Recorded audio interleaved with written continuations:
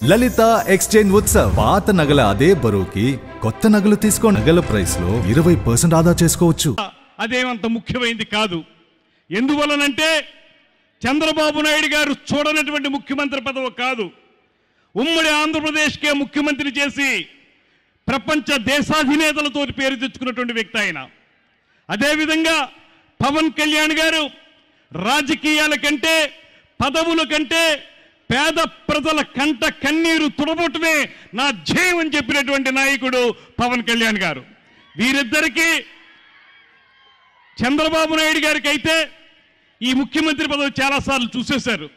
అదేవిధంగా పవన్ కళ్యాణ్ గారు అయితే ఆయనకున్నటువంటి ప్రజాదరణ కొంతమంది ముఖ్యమంత్రుల కంటే చాలా ఎక్కువ ప్రజాదరణ ఆయనకుంది.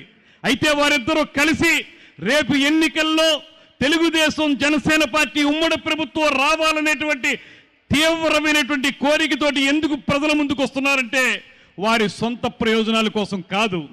అధోగతి పాలైపోయినటువంటి ఈ రాష్ట్రాన్ని తిరిగి పట్టాలెక్కించడానికి తెలుగుదేశం జనసేన కూటమితోటి ఖచ్చితంగా మరింత కాలం పాటు సుసంపన్నమైనటువంటి ఆంధ్రప్రదేశ్ని తీసుకురావటానికే వాళ్ళు మళ్ళీ ఈ పోరాటానికి సిద్ధమయ్యారనేటువంటి మాటని ఈ సందర్భంగా నేను మనవి చేస్తున్నాను.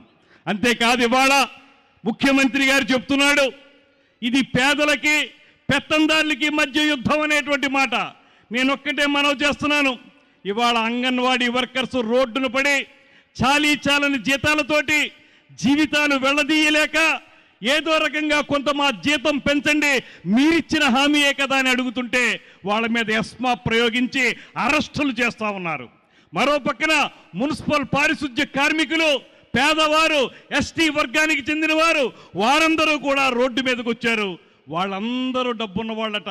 ఈయన ఈ ఉమ్మడి రాష్ట్రంలోనే కాకుండా పక్కనున్నటువంటి కర్ణాటక రాష్ట్రంలో కూడా ప్యాలెస్ నుండి అతి చిన్న ఉద్యోగం చేస్తున్నటువంటి ముఖ్యమంత్రి అనేటువంటి అతి చిన్న ఉద్యోగం చేస్తున్నటువంటి జగన్మోహన్ రెడ్డి గారు మాత్రం పేదవాడట. అంటే ఇక్కడ నిజంగా చూడండి మీరు ఎవరు పేదలు ఎవరు పెత్తందారులు.